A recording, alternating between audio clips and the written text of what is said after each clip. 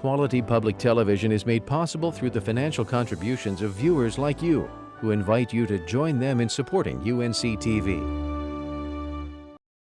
Funding for this program is provided in part by the North Carolina Broadcast Legends Production Fund, including contributions from the following.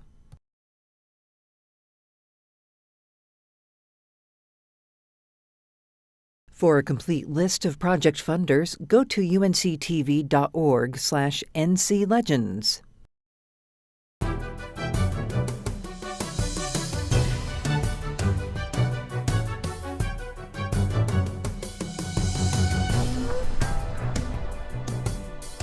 Welcome to North Carolina Broadcast Legends, featuring industry leaders sharing stories from the rich and significant history of the broadcasting business here in our state.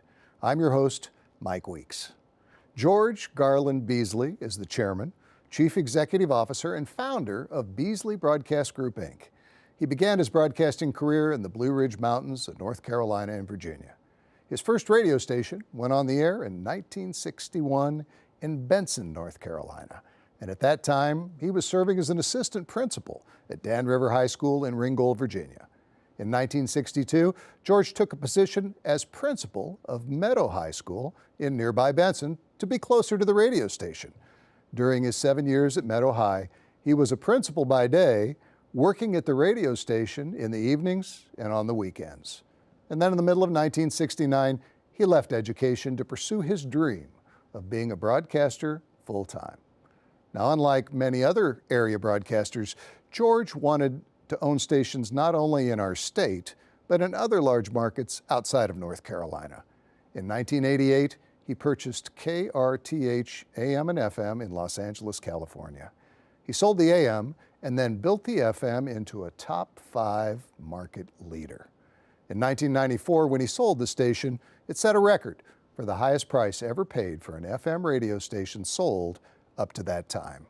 Today, Beasley Broadcast Group owns and operates 63 radio stations, 45 FM and 18 AM in 15 large and mid-sized markets in the U.S. Approximately 19 million consumers listen to Beasley radio stations weekly, over the air, online on smartphones and tablets, and engage with their brands and personalities through digital platforms like Facebook, Twitter, TextX, and email. George Beasley's honors are many. The Library of American Broadcasting honored him as a giant of broadcasting in 2012. He's consistently been acknowledged by Radio Inc. magazine as one of the 40 most powerful people in radio, and the Broadcasters Foundation bestowed upon Mr. Beasley their prestigious Broadcast Pioneer Award. North Carolina broadcast honors include he's the past president of the North Carolina Association of Broadcasters, a recipient of NCAB's Distinguished Service Award, and a member of the prestigious North Carolina Broadcasting Hall of Fame. George Beasley, welcome to the program. Thank you. It is such a pleasure to have you here. And we want to start off by growing up, because some things happened in your early childhood that I think really set the stage for your path. You grew up with your grandparents. I did. And you had some uncles that were involved in the business.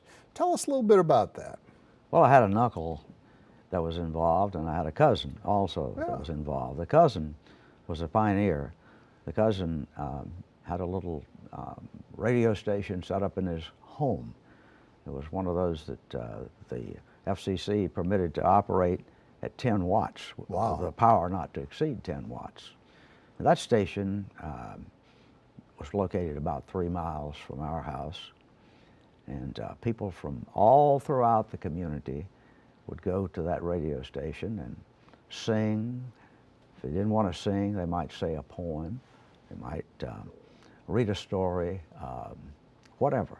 And this was Ralph Epperson. And that was Ralph Epperson. Yeah. And such a great you'd guy. be surprised at the people that would come to his house 2 or 3 nights a week, whenever Ralph chose to have the radio station on the air. And this was in Mount Airy, North Carolina. This was just outside of Mount Airy. Yeah, in Ararat, Virginia. Oh, it was in Ararat. Okay. Yeah. Okay. And, but like broadcasters, he opened up his airwaves. He opened up the airways, and my uncle, who was Ralph's first cousin, had prior to that built a radio out of a oatmeal box. You know, they had those little kits back in those days, and he was one of those people that got involved early on. Wow. And so he worked with Ralph, and he helped Ralph build his radio station. Wow. But Ralph was the innovator. Ralph was the one that really was the inspiration for Stuart Epperson, for me, and for several others that got into radio. Now, when you first got into your first radio station, you found out about a license that was going to become available. A frequency that A was frequency, available, that you could file on and get. And Benson, North Carolina was one of those places that left in the state that didn't have a radio station. Mm-hmm. So we found a frequency. It wasn't one of the better frequencies. It was like 1580 on the dial. Wow. 500 watts. 500 watts and a daytimer. Tell people what that means. Well, it means that if you let out a big yell, that's about as far as the signal goes. But seriously, you get about maybe 20 miles out of it in the daytime. And in the afternoons, as it began to get dark, particularly in the wintertime, the skywave would come in, and these radio stations from distant cities would come down on top of it. And so along about 4:30, you could forget about it if you were 10 miles away from the radio station. But by being a daytimer, you could only operate during daylight hours. Daylight hours, and that was sun up to sundown. And you had a lot shorter operation in the winter. That's right.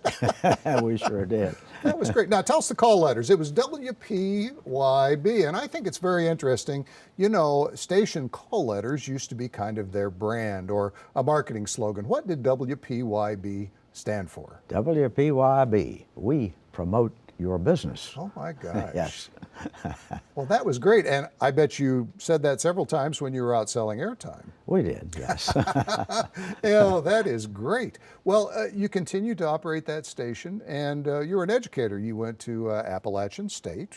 That's correct. And you were a principal, and you were kind of doing this radio thing on the side. But you weren't the only one doing it. Your family was involved. Your wife did the logs and was the business manager, and your children were on the air. Well, later on, yes. Later on, yeah. Yes, they were. Yeah, so it was kind of a family affair. Well, it was a good experience for my wife. The children were all gone from home, and she didn't have too much to do, and so going to the radio station and doing the logs was kind of nice for her. And that's true. I enjoyed having her there. Yeah, that's nice that you could work together. Yes. Well, you continued to operate the station in Benson, and then another opportunity came along.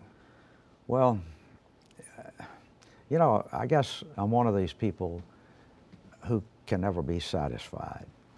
I thought one radio station and being a school principal would be the perfect life. Yeah. But I found out after I got the one radio station that I wanted another one. And so I got one more. And then I thought, well, you know, 3's better than 2. And so here we go. And it kept growing, Yeah. it kept growing. And then most of those earlier stations were in small markets. Yeah. And my objective at that point was to put together small market stations. But after we got the small market stations, the first large market station we had, which was in Cleveland, Ohio, it kind of opened my eyes. It let me know that there are a lot of dollars in these large markets, Yes. and you have to work just as hard Yeah. in the small markets as you do in the large markets. Yeah. And so, at that point, I just began to kind of lose interest a little bit in the smaller markets and began to gravitate towards the larger market. That is terrific. I want to talk for a minute about your station in Goldsboro, because Okay. there were a couple of interesting things. You had an AM and an FM there, and you saw some opportunities. Now, this is during a time that AM is king. Yes. What were the call letters of the station in Goldsboro? WFMC. Okay. From the mountains to the sea. From the mountains to the sea. Yes. Wow. Did all your station call letters mean something?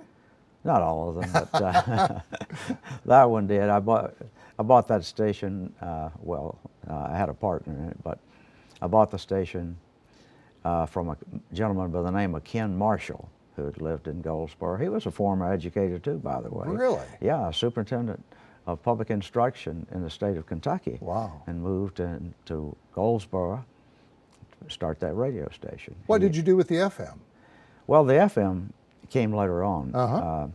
There was a frequency that was available, and so I applied to the FCC. And at one point, it was for 100,000 watts. Wow. But nobody was making any money with those stations, and so it didn't apply for it. I could have applied for it earlier than I did and gotten 100,000 watts, but by the time I got around to doing it, it was a 3 kilowatt radio station. I applied, it went through the commission, and we decided that we would do something novel. We put a black format on it. Mm-hmm. And we were actually programming to the African Americans because Goldsboro was about 40% African American. And you were one of the first stations in the state to actually serve that audience. I do believe that we were the first station, I think you were too. first FM, Yeah. to do that type of programming. Wow. Mm-hmm. A great audience, unserved, and what a great opportunity. Yeah, we saw just what a great opportunity it was as soon as we signed it on the air. The African American audience was very appreciative, and that radio station was theirs. I remember I had an African American by the name of Robert Swinson managing the station, and Robert told all of his employees that that radio station had to be kept clean, and he made it very, very clear to him. He said, "Now we're going to have a lot of public officials coming in here," and they did. You know, like the mayor, the county commissioners. You bet. They all came to his radio shining station. example of what yes, could be done. And he had that radio station as clean as a pen. Wow. And they were all welcomed big time when they walked through the doors. Great operation, and something that flows through all of your stations at Beasley Broadcasting. You also did a country format with FMC, and a little different play on the call letters. Tell us about that. I think that's an interesting story. Well, you know, that was an earlier time, and country music wasn't so popular back then, but we kind of made it exciting. WFMC, the home of the fun-making cowboys. I love that. And, that is great. We had our personalities named by, let's see, I think the morning guy was the Tall Man. The Tall Man. Yeah, and then we had another one that came on about 10 o'clock, 9, 10 o'clock, called Billy the Kid. And then at noontime, along comes Big Bob the Ramrod. Wow. You had a lot of fun. And in the afternoon, we had this personality called Diamond Jim. The Fun-Making Cowboys. Yes, sir. It sounds like it was a fun group. It was a fun group. They had a good time. Yeah. And, we did well. And it was very well received by the Goldsboro community. It was. And I know you have a very special place in your heart for Goldsboro. Oh, and, I do. I love Goldsboro. I love that community. You talked about buying Cleveland, which was your first large market radio station. Then you went on, and in the intro I talked about, gosh, you went to Los Angeles. Some of your friends here in North Carolina thought you might have lost your mind. Why is George buying stations on the West Coast? Well, they thought I'd not only lost my mind, but that the banks would own the station in about 2 weeks. Yeah. But we had a lot of fun in Los Angeles. We bought it perhaps at the wrong time because it was just at the beginning of that Great Recession. Yeah. 1987, 88, 89, the recession that lasted a couple of 3 years. Yeah. There. And that was some pretty tough times, but we worked hard, we did well, and I would like to have kept that station a lot longer, but that was a period of time when the banks had a lot of pressure put on them. There was this thing called HLT, which meant highly leveraged transaction, and radio stations were in that category Yes. of highly leveraged transactions. And so the banks were putting real pressure on anybody that had a loan of any significance. Yeah, the regulators wanted them to get rid of those types of loans Yeah. because they felt it was a danger to their solidity. That's right. Yeah, but you persevered and did very well. We did. We were able to keep it for a few years. We built it up somewhat, and it was I don't know, a top 5 rated radio station. And when we sold it for, I think, a multiple of cash flow, which was a little over 10 times, cash a little over 10 times. And when we closed, the multiple had actually gone up because the billings had gone up. So the actual close price was, I think, $117 million. And at that time, that just blew away anything anybody had ever paid for an FM That station. was a lot of money. That was a lot of money, Yeah. and I'm so pleased for you. George, something happened in 1996 that really had a big impact on broadcasters, but it had a significant play in your strategy with Beasley Broadcast Group, and that was the telecommunication ownership limits were modified. You could now, through a deregulatory feeling at the FCC, you could now own multiple stations in a single market. That was exciting for you. Oh, it was very exciting. Here we were in, I think, the maximum number of markets that we could be at that point. But when we saw that duopoly came along, that came before the massive deregulation. But duopoly, permitting us to own 2 radio stations, was something that I thought was just great. So we began to sell off some of our smaller radio stations, and we began to double up in markets that we could. Absolutely. Yeah. Economy of scale. That's well, right. You were playing in some big markets, and you knew if you wanted to expand that you would need to have access to capital. That's right. And something happened in 2000 that was very exciting. The Beasley Broadcast Group became a publicly traded company on NASDAQ. That's correct. Wow. How did that change your game plan? Well, it certainly opened us up to a lot more scrutiny. Yeah. As a private company, Yeah. you can do a lot of things. Yes. As a public company, you abide by the rules. You're period. accountable, yeah. Yes. Yeah. But becoming a public company gave us more capital to buy more stations. And we made good use of it. We bought stations in markets where we needed to buy another station, and it helped us to begin a spurt of growth that has continued. Let's talk about your family a little bit. We talked about Ann, your wife, who really was kind of the backbone of the operation, making sure all the logs and the traffic and things were going along. But in the meantime, you were starting a family, and you had 5 children, 4 of which are involved in Beasley Broadcasting today. And in fact, your daughter Caroline runs the company. Caroline runs the company. Bruce and Brian,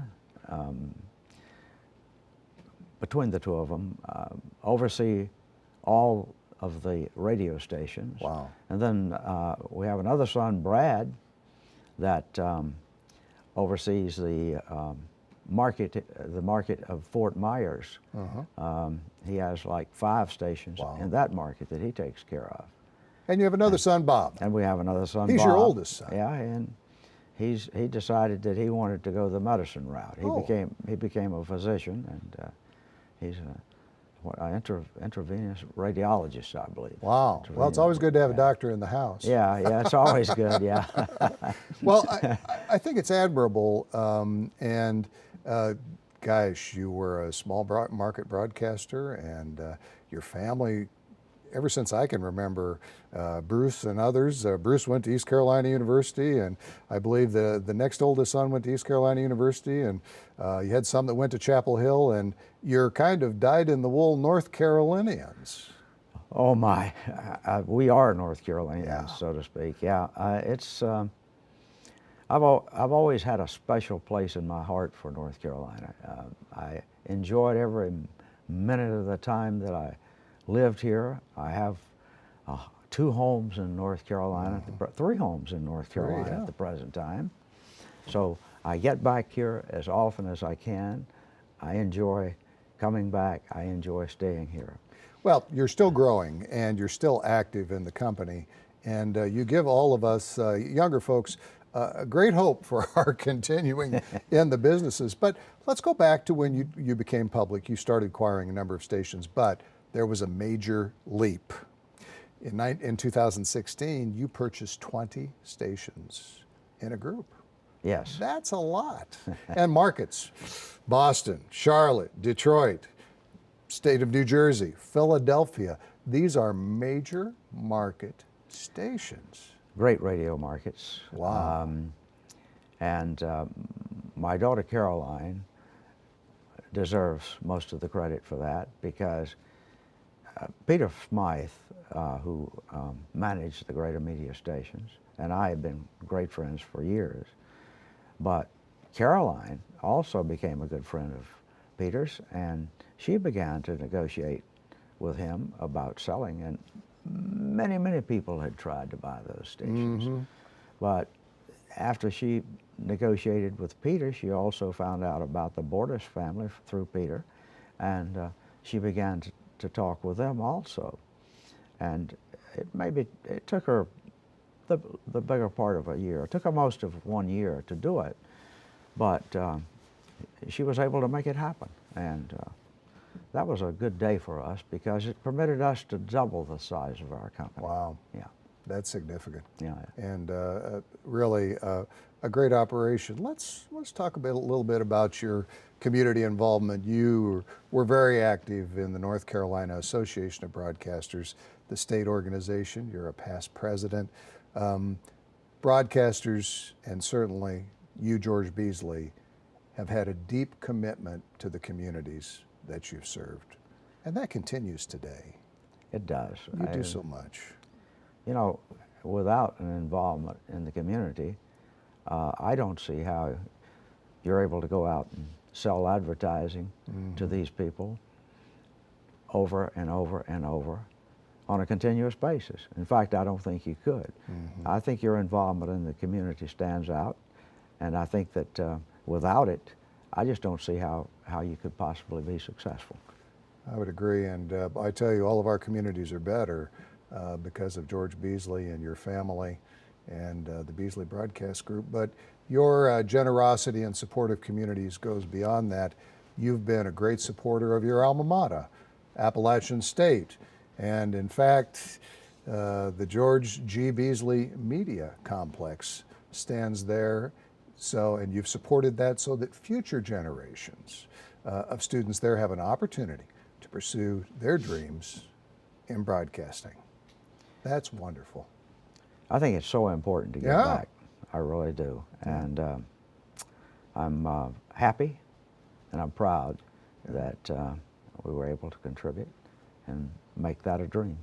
Make that dream come true, actually, because I'd always dreamed of doing something for Appalachian that was significant, and I owe Appalachian State University so much.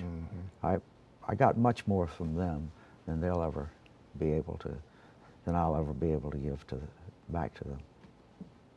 Well, in the intro, we talked about a number of things and accolades that you've gotten, but we only touched on a very few of them. And you were the chairman of the Appalachian State University Foundation.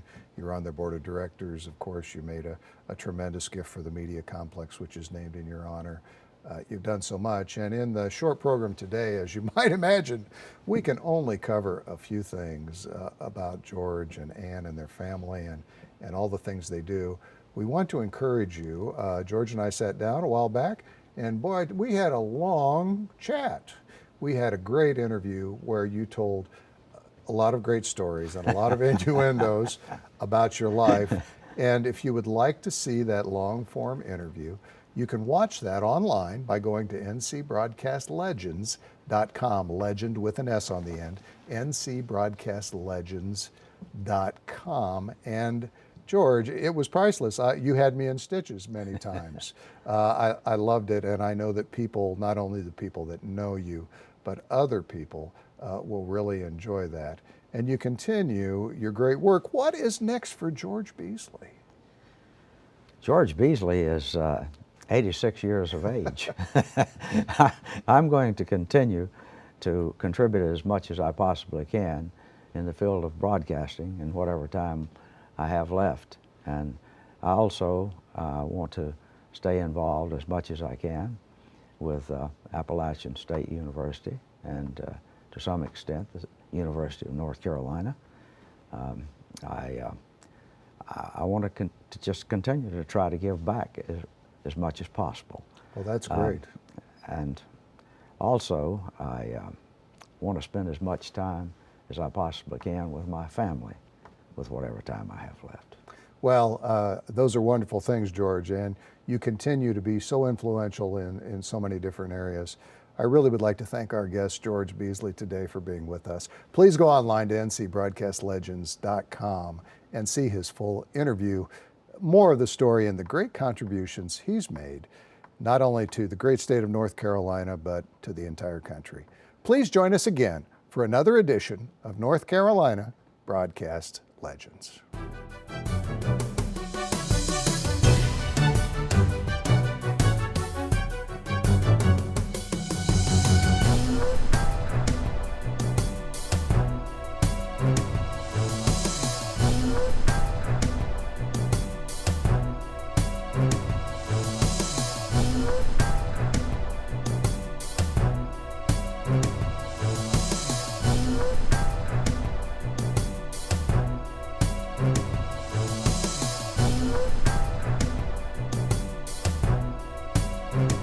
Funding for this program is provided in part by the North Carolina Broadcast Legends Production Fund, including contributions from the following: